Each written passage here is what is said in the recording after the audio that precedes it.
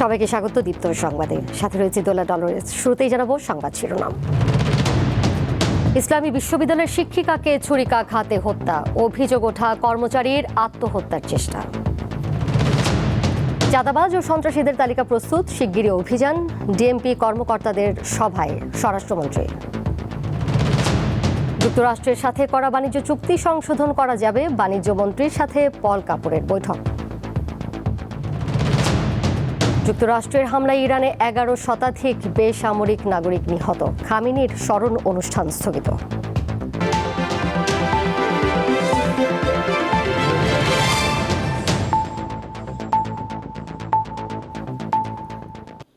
কুষ্টিয়ার ইসলামী বিশ্ববিদ্যালয়ের সমাজ কল্যাণ বিভাগের সভাপতি ও সহকারী অধ্যাপক আসমা সাদিয়া রুনা ছুরিকাঘাতে নিহত হয়েছেন। নিজ দপ্তরে তাকে ছুরি দিয়ে কুপিয়ে হত্যা করার অভিযোগ উঠেছে রাষ্ট্রবিজ্ঞান বিভাগের কর্মচারী ফজলুর রহমানের বিরুদ্ধে।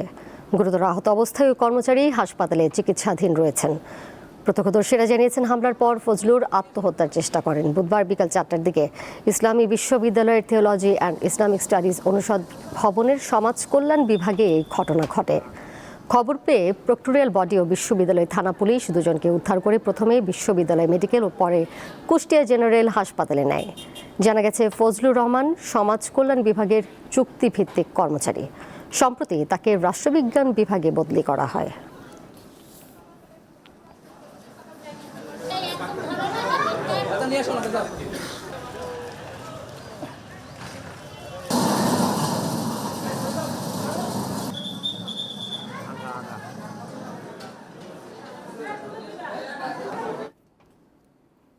কুষ্টিয়া জেনারেল হাসপাতালে এই মুহূর্তে রয়েছেন সহকর্মী দেবেশ সরকার। সবশেষ পরিস্থিতি জানবো তার কাছে। দেবেশ, আপনি তো হাসপাতালের সামনেই রয়েছেন। এই হত্যাকাণ্ডের কোনো কারণ সম্পর্কে কি এখনো জানতে পেরেছেন কিনা জানাবেন, এবং কোনো মামলা হয়েছে এখন পর্যন্ত?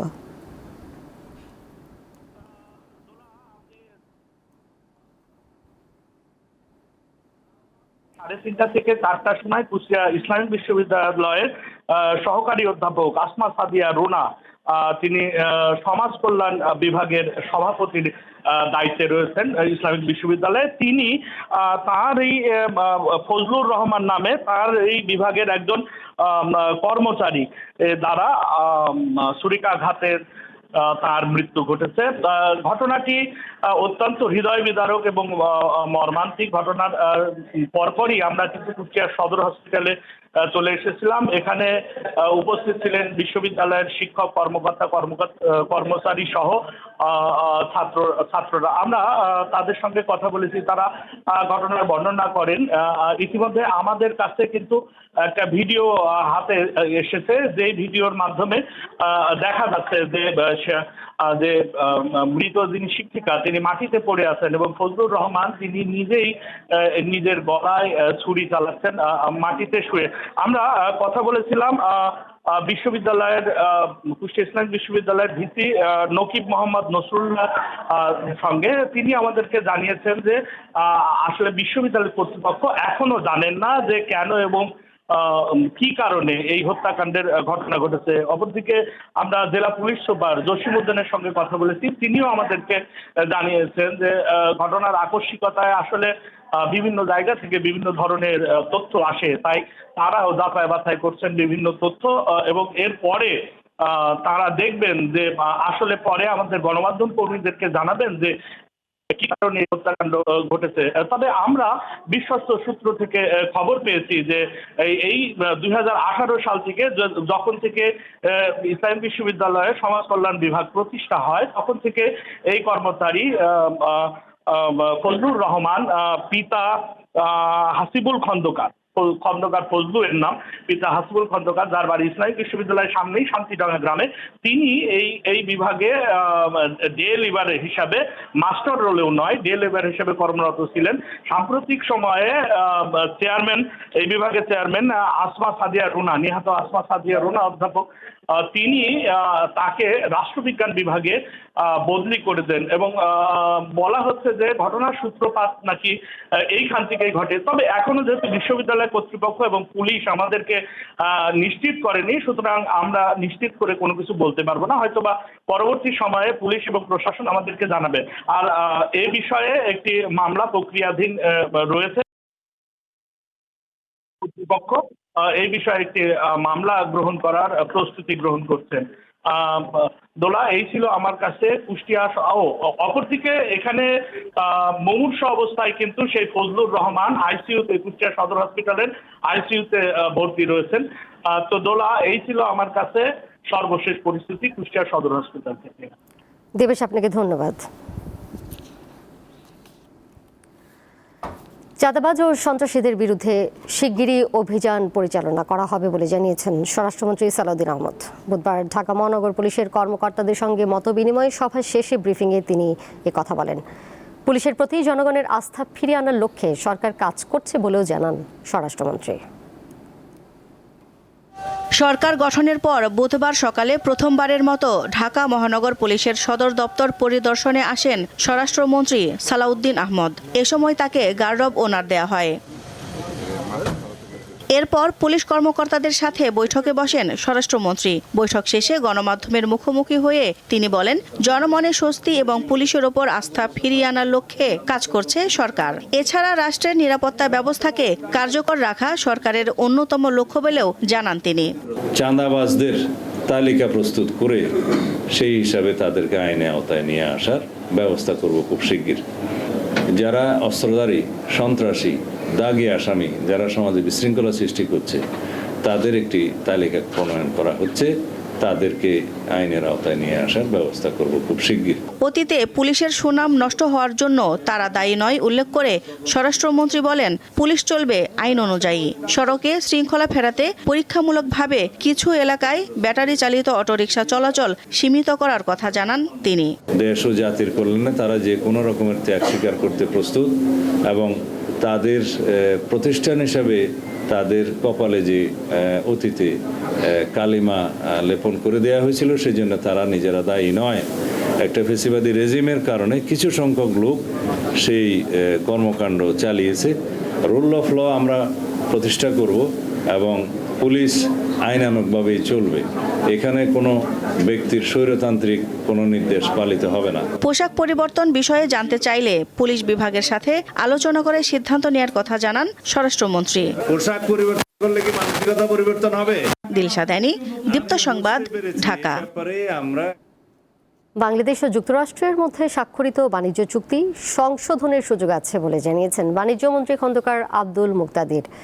এদিকে মধ্যপ্রাচ্যের চলমান সংঘাতে দেশে নিরবচ্ছিন্ন জ্বালানি সরবরাহ নিয়ে শঙ্কার কথা জানিয়েছেন জ্বালানি মন্ত্রী ইকবাল হাসান মাহমুদ টুকু। বুধবার সকাল 9:30টার দিকে প্রধানমন্ত্রীর সচিবালয়ে গিয়ে বেশ কয়েকটি গুরুত্বপূর্ণ বৈঠকে অংশ নেন। আনসার ভিডিপি, বৃক্ষরোপণ সংক্রান্ত সেল ও সুস্বাস্থ্যের জন্য বাংলাদেশ সংক্রান্ত সেলের সাথে সভা করেন তিনি। বৈঠক শেষে সংশ্লিষ্ট মন্ত্রীরা জানান, পহেলা বৈশাখ থেকে কৃষক কার্ড বিতরণ এবং চলতি বছরেই 5 কোটি বৃক্ষরোপণ করা হবে। আমরা চাচ্ছি যে এবছরই আমরা যেন 5 কোটি পূরণ করতে পারি, সেটা নিয়ে আমরা বিস্তারিত আলোচনা করছি। কৃষি পণ্য, ভ্যারাইটি সব কিছু যেন আমরা নিয়মতান্ত্রিকভাবে কৃষক পেতে পারে এবং গভর্নমেন্টের কাছে যেন সমস্ত তথ্য সঠিকভাবে আসে। বাণিজ্য মন্ত্রণালয়ে যুক্তরাষ্ট্রের দক্ষিণ ও মধ্য এশিয়া বিষয়ক সহকারী পররাষ্ট্রমন্ত্রী পল কাপুর বৈঠক করেন বাণিজ্যমন্ত্রী খন্দকার আব্দুল মুক্তাদিরের সাথে। পরে তিনি জানান, যুক্তরাষ্ট্রের সাথে করা বাণিজ্য চুক্তি অপরিবর্তনীয় নয়, প্রয়োজনে সংযোজন বা বিয়োজন করা যাবে। প্রত্যেকটা চুক্তিতে সেলফ কেয়ারিংয়ের জন্য তার নিজস্ব কিছু ধারা থাকে এবং সেখানে তো এরকম যদি কোনোদিন আমাদের কাছে কিছু প্রতীয়মান হয় যে এই ধারাটার সংযোজন, বিয়োজন, পরিবর্তন দরকার, সেখানে ফার্দার নেগোসিয়েশনের স্কোপ তো সবসময় রয়েছে। মধ্যপ্রাচ্যে যুদ্ধ পরিস্থিতির কারণে জ্বালানি সরবরাহের অনিশ্চয়তা সামাল দিতে সরকার জ্বালানি সাশ্রয়ে জোর দিচ্ছে বলে জানান বিদ্যুৎ মন্ত্রী। এটা তো সারা পৃথিবীর সমস্যা হয়ে গেছে। আমার হাতে যা আছে সেটাকে সাশ্রয়ীভাবে ব্যয় করতে হবে যতক্ষণ পর্যন্ত আমার সাপ্লাই লাইন ঠিক না হবে। বর্তমান পরিস্থিতিতে জ্বালানি সরবরাহ নিয়ে যুক্তরাষ্ট্রের কাছে সহায়তা চাওয়া হয়েছে বলেও জানান তিনি। শিউলি শবনম, দীপ্ত সংবাদ, ঢাকা। নতুন সরকারকে এলডিসি উত্তরণ কৌশল বাস্তবায়নে জোর দিয়েছেন অর্থনীতিবিদরা। আর অপ্রয়োজনীয় খাতে অর্থায়ন কমিয়ে জ্বালানিতে বিনিয়োগ করার আহ্বান জানিয়েছেন ব্যবসায়ীরা। বুধবার সিপিডির আলোচনা সভায় এসব কথা বলেন তারা।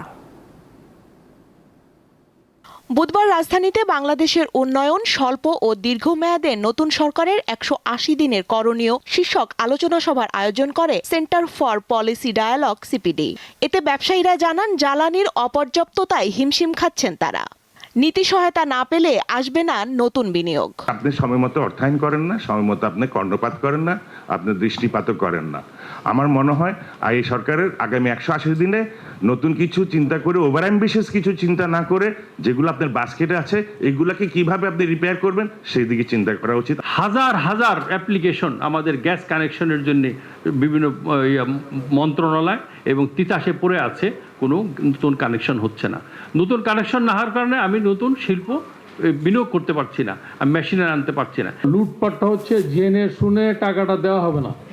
তো এইটাকে যদি পার্থক্য করা যায় তাহলে দেখা যাবে যে এনপিএল এর যেখানে 35% বা 30% আছে এটা কমে আসবে, এবং যারা খেলাপি হয়েছেন তাদের যদি কোনো লজিক্যাল কারণ থাকে তাহলে তাদেরকে সুযোগ দেওয়া উচিত, বাট এইটা কোনো সংস্কৃতি হইতে পারবে না। আলোচনায় প্রধানমন্ত্রীর অর্থ ও পরিকল্পনা উপদেষ্টা জানান, উৎপাদন, বিনিয়োগ ও ব্যবসা প্রসারে রাজস্ব নীতির আমূল পরিবর্তন করা হবে। সেই জন্য আমরা চেষ্টা করছি যে রাজস্ব যে ব্যবস্থাপনায় বড় রকমের পরিবর্তন আনা, এবং সেইগুলোর ক্ষেত্রে আমাদের অনেকগুলো টাস্ক ফোর্স শুরু হচ্ছে যে কিভাবে আমরা যেগুলো আপনার অন্তর্বর্তীকালীন সরকারও কতকগুলো দুটো রিপোর্ট ছিল সেগুলো আমাদেরকে দিয়েছে, সেই আলোকেও দেখা দরকার এবং পরিস্থিতির আলোকে দেখা দরকার যে কিভাবে এই যে অপচয় কমানো যায়। এই উপায়টা হচ্ছে যে বিনিয়োগ, উৎপাদন, কর্মসংস্থান কর। কর্মসংস্থান সৃষ্টিতে অনানুষ্ঠানিক খাতে অর্থায়নের তাগিদ দেন অর্থনীতিবিদরা। জাতীয় রাজস্ব বোর্ডের রিফর্মের বিষয়টা অত্যন্ত গুরুত্বপূর্ণ, এবং ট্যাক্স প্রশাসন, ট্যাক্সের সুশাসন ইত্যাদি ক্ষেত্রে আরও শক্তিশালী উদ্যোগ নিতে হবে। তাছাড়া এটাকে সম্পূর্ণ ট্যাক্স ব্যবস্থাপনাটাকে সম্পূর্ণ ডিজিটালাইজেশন করতে হবে বিভিন্ন পদ্ধতির মাধ্যমে। আমি মনে করি কিছু প্রোডাক্ট যদি ডেভেলপ করা যায় ইয়াং, ইউথ এবং নতুন আপনার এমপ্লয়মেন্ট ক্রিয়েশনের জন্য, একটু যদি আমরা অ্যাগ্রেসিভলি ওই জায়গাটায় দেখি তাহলে হয়তো আমার হয় এই জায়গাটা একটা ডিফারেন্স আমরা ক্রিয়েট করতে পারি। এ সময় কেন্দ্রীয় ব্যাংকের স্বাধীনতা নিশ্চিতে বাংলাদেশ ব্যাংক অধ্যাদেশ সংশোধনের প্রস্তাব বাস্তবায়নের তাগিদ দেন আলোচকেরা। স্বস্তিকা সিংহ, দীপ্ত সংবাদ, ঢাকা। টানা পঞ্চম দিনের মতো ইরানে হামলা অব্যাহত রেখেছে যুক্তরাষ্ট্র ও ইসরায়েল। ইরানও থেমে থেমে পাল্টা জবাব দিচ্ছে।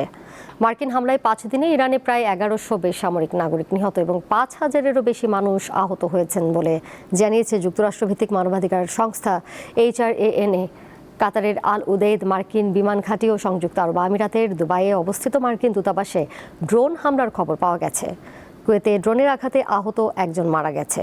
ভারত মহাসাগরে ইরানের একটি যুদ্ধজাহাজ সাবমেরিন দিয়ে হামলায় ডুবিয়ে দেওয়ার দাবি করেছেন মার্কিন প্রতিরক্ষা মন্ত্রী পিট হেগসেথ। এতে অন্তত 80 জনের মৃত্যুর তথ্য জানা গেছে। ওমানের কাছে হরমুজ প্রণালীতে মাল্টার পতাকাবাহী একটি কার্গো জাহাজে 2টি ক্ষেপণাস্ত্র হামলার ঘটনা ঘটেছে। এদিকে রাজধানী তেহরানে আয়োজিত ইরানের সর্বোচ্চ নেতা আয়াতুল্লাহ আলী খামেনির স্মরণ অনুষ্ঠান স্থগিত করা হয়েছে। বিভিন্ন গণমাধ্যম বলছে ইরানের নতুন সর্বোচ্চ নেতা নির্বাচিত হতে পারেন আয়াতুল্লাহ আলী খামেনির ছেলে মোজতাবা খামেনি।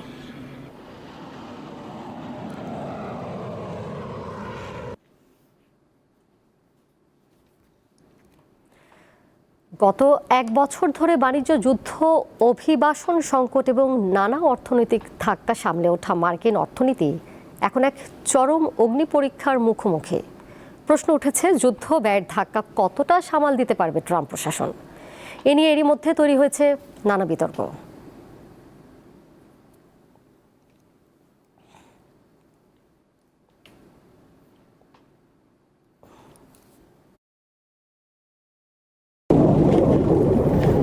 ইসরায়েল ও যুক্তরাষ্ট্রের যৌথ আগ্রাসনে এখন টালমাটাল গোটা বিশ্ব। ইরানের ওপর এই দুই দেশের হামলা কতদিন চলবে তা নিয়ে এখন আলোচনা। যুক্তরাষ্ট্রের প্রেসিডেন্ট ডোনাল্ড ট্রাম্প এরই মধ্যে ইঙ্গিত দিয়েছেন ইরানে তাদের সামরিক অভিযান অপারেশন এপিক ফিউরি অন্তত 4 থেকে 5 সপ্তাহ চলতে পারে। তার এমন ইঙ্গিতে প্রশ্ন উঠেছে, মধ্যপ্রাচ্যে এ যুদ্ধ চালিয়ে যেতে যুক্তরাষ্ট্রের কত খরচ হতে পারে, আর সেই সামর্থ্য ট্রাম্প প্রশাসনের রয়েছে কিনা। ইরানের বিরুদ্ধে যুদ্ধে যুক্তরাষ্ট্রের কত খরচ হতে পারে সেটা ঠিকঠাক অনুমান করা কঠিন। বিশ্লেষকদের মতে এটা অনুমান করার সময় এখনো আসেনি। তবে তুরস্কের আনাদুলু সংবাদ সংস্থার দেয়া তথ্য অনুযায়ী অপারেশন এপিক ফিউরির প্রথম 24 ঘন্টায় যুক্তরাষ্ট্রের প্রায় 77 কোটি 90 লাখ ডলার খরচ হয়েছে। এছাড়া অভিযানের আগে যুদ্ধ বিমানের অবস্থান পরিবর্তন, ডজনের বেশি নৌযান মোতায়েন ও আঞ্চলিক সম্পদ একত্র করার মতো সামরিক প্রস্তুতির জন্য যুক্তরাষ্ট্র আরও প্রায় 63 কোটি ডলার খরচ করেছে বলে অনুমান করা হচ্ছে। এছাড়া ইউএসএস জেরাল্ড আর ফোর্ডের মতো একটি বিমানবাহী রণতরী পরিচালনায় প্রতিদিন আনুমানিক প্রায় 65 লাখ ডলার খরচ হয়। এই অভিযানে সামরিক সরঞ্জাম হারানোর খরচও যুক্ত হচ্ছে। মার্কিন কর্মকর্তারা জানিয়েছেন, ইরানি যুদ্ধবিমান মনে করে ভুলবশত যুক্তরাষ্ট্রের 3টি যুদ্ধবিমান ভূপাতিত করেছে কুয়েত। প্রতিটি আধুনিক ফাইটার জেটের মূল্য $100 মিলিয়ন কাছাকাছি। বিশ্লেষকদের মতে যুক্তরাষ্ট্রের $1 ট্রিলিয়ন প্রতিরক্ষা বাজেট রয়েছে, যা $1.5 ট্রিলিয়ন উন্নীত করার প্রস্তাব করা হয়েছে। কিন্তু বড় প্রশ্ন হলো অস্ত্রের মজুত, বিশেষ করে ইন্টারসেপ্টর ক্ষেপণাস্ত্রের মজুত সীমিত। এগুলোর একটি বড় অংশ ইউক্রেন ও ইন্দো প্যাসিফিক অঞ্চলের জন্য নির্ধারিত। ফলে এক ফ্রন্টে অতিরিক্ত ব্যবহার অন্য অঞ্চলের প্রতিরক্ষা সক্ষমতায় প্রভাব ফেলতে পারে। এসব ইন্টারসেপ্টর ক্ষেপণাস্ত্র অত্যন্ত জটিল প্রযুক্তির পণ্য।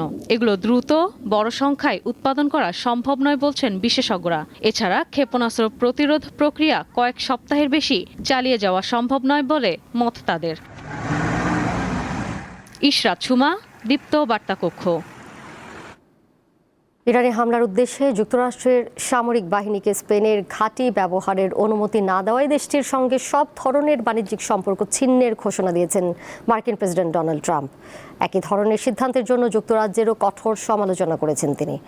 স্থানীয় সময় মঙ্গলবার হোয়াইট হাউসের ওভাল অফিসে জার্মান চ্যান্সেলরের সঙ্গে বৈঠকের পরে তথ্য জানান ট্রাম্প। তিনি বলেন, স্পেন ভয়াবহ আচরণ করেছে, তাই স্পেনের সঙ্গে সব ধরনের লেনদেন বন্ধ করার নির্দেশ দিয়েছেন তিনি। তবে যুক্তরাষ্ট্র বাণিজ্য সব বন্ধ করলে বিশেষ কোনো সমস্যা হবে না বলে জানিয়েছে স্পেন। এর আগে স্পেন সরকার ইরানে হামলার নিন্দা জানায়।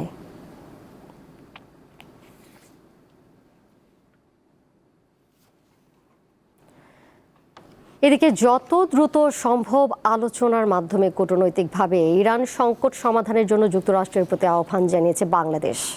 ঢাকা সফররত যুক্তরাষ্ট্রের দক্ষিণ ও মধ্য এশিয়া বিষয়ক সহকারী পররাষ্ট্রমন্ত্রী পল কাপুরের সঙ্গে বৈঠক শেষে সাংবাদিকদের এ তথ্য জানিয়েছেন পররাষ্ট্রমন্ত্রী খলিলুর রহমান। বুধবার পররাষ্ট্র মন্ত্রণালয়ে যান মার্কিন সহকারী পররাষ্ট্রমন্ত্রী।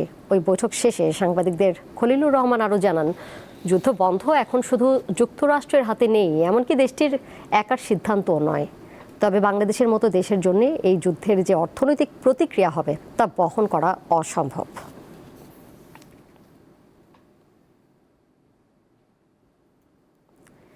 এবারে আরএফএল ওয়ার্ড্রোব ঈদ বাজার।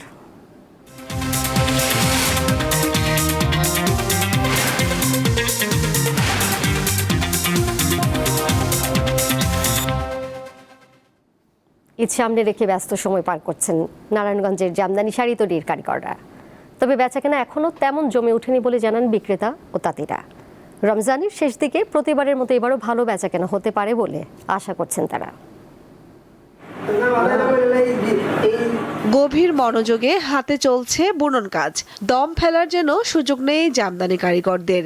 প্রতিদিন ভোর 5টা থেকে মধ্যরাত অবধি ব্যস্ত তারা। নারায়ণগঞ্জের রূপগঞ্জ উপজেলার নোয়াপাড়া এলাকার জামদানি পল্লীতে চোখে পড়বে এমনই দৃশ্য। বছর জুড়ে জামদানির চাহিদা থাকলেও ঈদ সামনে ব্যস্ততা বাড়ে কয়েক গুণ। এই কাজে অনেক দিনে রাতে অনেক পরিশ্রম করতেছি। ঈদ উপলক্ষে যেমন আমরা কাজটা একটু বাড়তিভাবে করি, সামনে ঈদ আছে। এই যে ডিজাইনটা নতুন ডিজাইন, এটা যদি পারিশ্রমিকটা একটু বাড়া দেওয়া হইতো তো ভালো হইতো। মান বেশির দিকে আমরা বেশি পারিশ্রমিকটা বর্তমানে পাইতেছি না। ফুল তেরসি, ছিটার তেরসি, ছিটার জাল, সুই জাল, হাঁটু ভাঙা তেরসি, ডালিম তেরসি সহ আছে পার্টির জাল, পান তেরসি, গোলাপ ফুল, জুঁই ফুল ও পোনা ফুল, শাপলা ফুল, গুটি ফুল, মদন পায়ের সহ প্রায় শতাধিক নামের জামদানি। এগুলোর মধ্যে ছিটার জাল, সুই জাল ও পার্টির জালের দাম সবচেয়ে বেশি। আমাদের এখানে জামদানি ৩,০০০ টাকা থেকে শুরু, ৫০, ৬০, ৭০, ৮০, ১ লাখ, ১.৫ লাখ টাকাও আছে। ৬০-৮০ কাউন্ট থেকে ১২০-১০০ কাউন্ট পর্যন্ত শাড়ি আমার কাছে বানানো আছে। এবারের ঈদে শত কোটি টাকার জামদানি যাবে দেশের বিভিন্ন বিপণী বিতানে। শুধু তাই নয়, বিদেশের বাজারেও পাঠাতে হবে তাঁতিদের বোনা নানা রং ও ডিজাইনের শাড়ি। তবে ঈদের বেচাকেনা এখনো শুরু হয়নি বলে জানান এই পল্লীর তাঁতিরা। আমরা আশাবাদী ১৫ রোজার পর থেকে বেচাকেনা লাগবে। জামদানি শাড়ি কিনতে দূর দূরান্ত থেকে প্রতিদিনই ছুটে আসছেন ক্রেতারা। আমি মূলত এখানে ঈদের কেনাকাটা করতে আসছি, আমার আত্মীয় স্বজনদেরকে গিফট দিব। আর এখানে সুলভ মূল্যে পাওয়া যায়, তো এর জন্যই আমরা এখানে আসি। প্রতি বছরই ঈদের জন্য সব এখান থেকেই কেনা হয় আমাদের। আর এখান থেকে আমরা অথেন্টিক জামদানিটাই পাই। জামদানি শাড়ির জন্য ৫,০০০ টাকা থেকে ২ লাখ টাকা পর্যন্ত গুনতে হয়। কামরুন নাহার, দীপ্ত, বার্তাকক্ষ। সকাল ৯টায় অফিস হলেও নারায়ণগঞ্জের সিদ্ধিরগঞ্জ ইউনিয়ন ভূমি অফিসে কাউকে পাওয়া যায়নি। এই সময়ে প্রায় আধা ঘন্টা অফিসের বারান্দায় অপেক্ষা করেন ভূমি প্রতিমন্ত্রী ব্যারিস্টার কায়সার কামাল। বুধবার সকালে ওই ভূমি অফিসে আকস্মিক পরিদর্শনে গিয়ে এমন চিত্র দেখতে পান তিনি। সময় মতো কর্মকর্তা কর্মচারীরা অফিসে উপস্থিত না হয়ে ক্ষুব্ধ প্রতিক্রিয়া জানান প্রতিমন্ত্রী। বলেন, এ ধরনের অবহেলার বিরুদ্ধে বিধি অনুযায়ী আইনানুগ ও বিভাগীয় ব্যবস্থা নেওয়া হবে।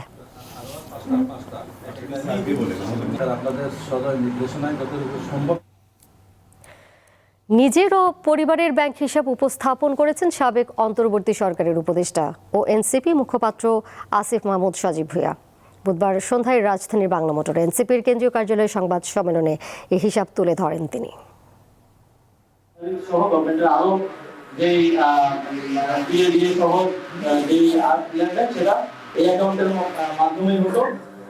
এই অ্যাকাউন্টে আমি তো ডিটেইলস বলতে আমি 16 মাস দায়িত্বে ছিলাম। 16 মাসের স্যালারি 1,65,000 করে ধরে স্যালারি এবং ভাতা সহ এর আশেপাশে কম বেশি করেছিল। এবং আমি 5টি বিদেশ সফরে গিয়েছিলাম। বিদেশ সফরের যে পিএডিএ বিল সরকারের পক্ষ থেকে দেয় আপনারা জানেন, সেটাও এই অ্যাকাউন্টে এসেছে। চট্টগ্রামের সীতাকুণ্ডে দ্বিতীয় শ্রেণীর ছাত্রী শিশু ইরাকে নৃশংসভাবে হত্যার ঘটনায় আদালতে স্বীকারোক্তিমূলক জবানবন্দি দিয়েছে আসামি বাবু শেখ। বুধবার বিকেলে বাবু শেখকে চট্টগ্রাম জুডিশিয়াল ম্যাজিস্ট্রেট আদালতে তোলা হয়। শুনানি শেষে 27 এপ্রিলের মধ্যে পুলিশকে তদন্ত প্রতিবেদন দেওয়ার নির্দেশ দিয়েছে আদালত। রবিবার দুপুরে সীতাকুণ্ডের ইকো পার্ক এলাকা থেকে গলা কাটা অবস্থায় শিশু ইরাকে উদ্ধার করে প্রথমে উপজেলা স্বাস্থ্য কমপ্লেক্স এবং পরে চট্টগ্রাম মেডিকেল কলেজ হাসপাতালে নেওয়া হয়। সেখানে চিকিৎসাধীন অবস্থায় মঙ্গলবার ভোরে মারা যায় শিশু জান্নাতুল নিসা ইরা। বুধবার ইরার পরিবারের সঙ্গে দেখা করেন পার্বত্য চট্টগ্রাম বিষয়ক প্রতিমন্ত্রী মীর হেলাল। তাদের খোঁজ খবর নেন তিনি।